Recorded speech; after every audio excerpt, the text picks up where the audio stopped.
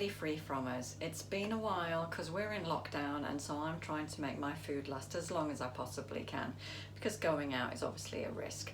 So I have yesterday picked up some rhubarb out of my garden, and so I need to do something with it. So I have been craving to bake, and so I have the perfect excuse. So we're going to make something with the rhubarb. I've not 100% decided what it is yet. It's either going to be a crumble or it's going to be a sponge cake. So I'll have a look to see what I've got the most ingredients of, and we'll make something with rhubarb. So the first thing we want to do is prepare it. Whatever we're going to make with it, we've got to prepare it. So I picked it out of the garden yesterday, and I've washed it, and I'm now just going to chop it up into chunks and put it in the saucepan. So there we have, I've topped and tailed it, and we have a nice healthy big saucepan full of chopped up rhubarb. Now I'm going to put it on a gentle heat, and I'm going to put a lid on, a glass lid, so that I can see it, and I'm going to stir it as little as possible.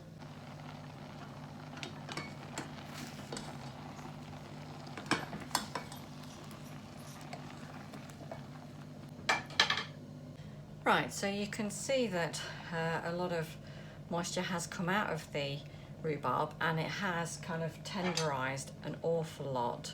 So you can see some of it is stringy and sloppy.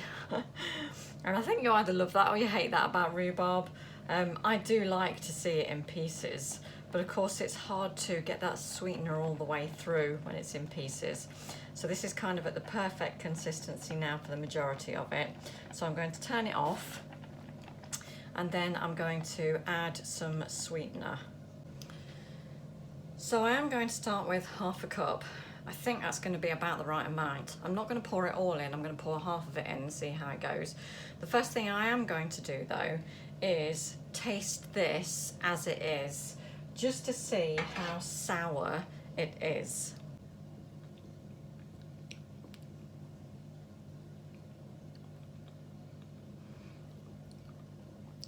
It's a surprise to the taste buds, but it's actually not too bad.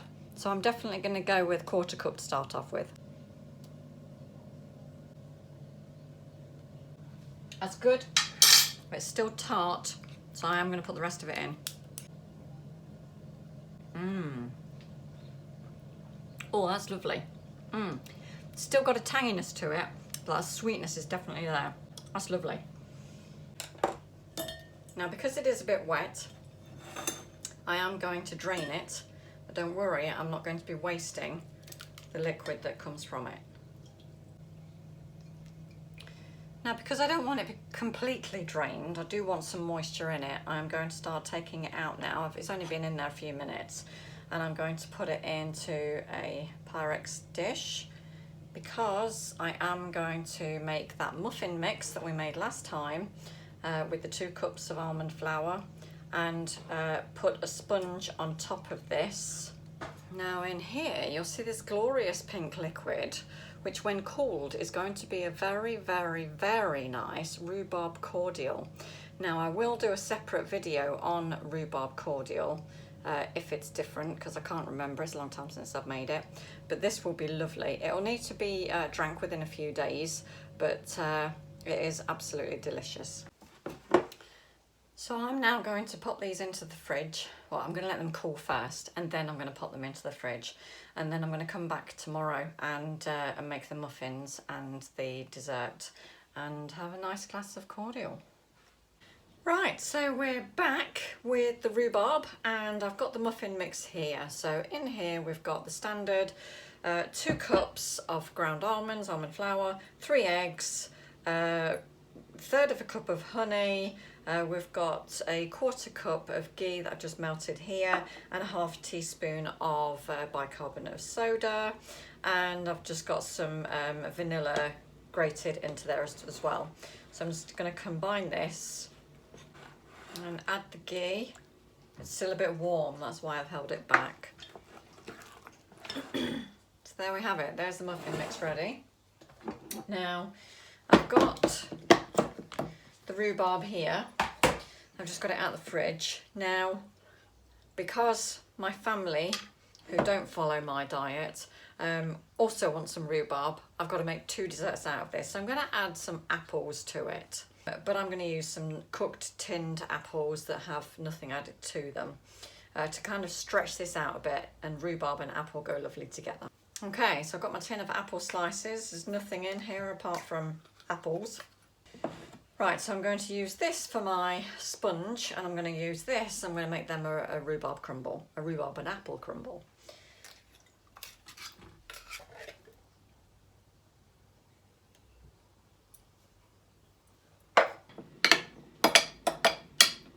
Now, purely because I can't seem to leave things alone, I'm going to put some ground ginger on this. Now, rhubarb and ginger do go well together, so I don't know how much to put in, so I'm going to err on the side of caution as I'm just playing and just sprinkle it across the top. I'm going to guess I've gone for about 1/4 teaspoon, between 1/4 and 1/2 teaspoon across the top there. I'll just leave that there, and so this will be their crumble, which will just be a normal crumble, so I won't do a video about that. And on this, I am going to put this straight on top of this beautiful homemade rhubarb and cheating with the apple. I might have some left over. That's okay, I'll just make muffins out of the rest that's left over. There we go. So I've probably used 3/4 of that mix there and put that on top of this. Okay, so we're going to pop it in the oven and see what it's like. In fact, I'm just going to sprinkle a bit of ginger across the top. There we go. So I've sprinkled a bit of ginger across the top. It's not going to hurt, is it? So that's going to go in the oven. Normal gas mark we're going for, so we're going for the usual 160 on a fan, 350, gas mark 4, that kind of thing, 180 on a non-fan. So, and we'll put it in there for about 20-25 minutes. It might take longer. Hey everyone, so it came out of the oven. I have actually eaten some already, that was late last night. And it did take about 40-45 minutes to cook. Because of the liquid underneath, it takes longer for the sponge to cook on the top.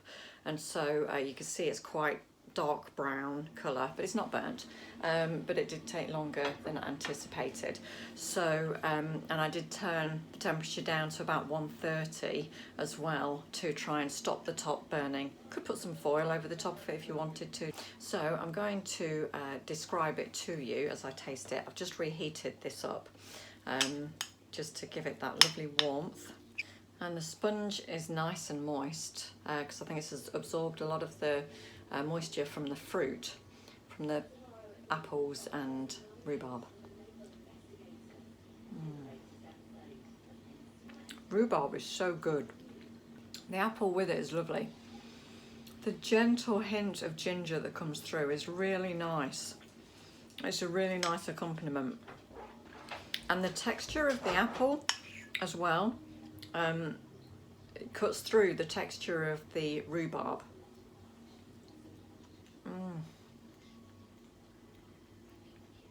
It's absolutely delicious. The rhubarb sweetness is perfect. The apple sweetness is perfect too.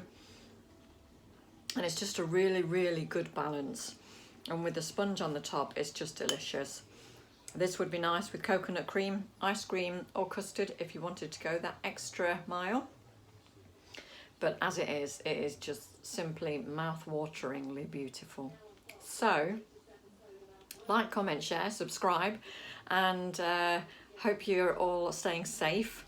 And I will try and get another video to you soon. Take care, everyone. Bye.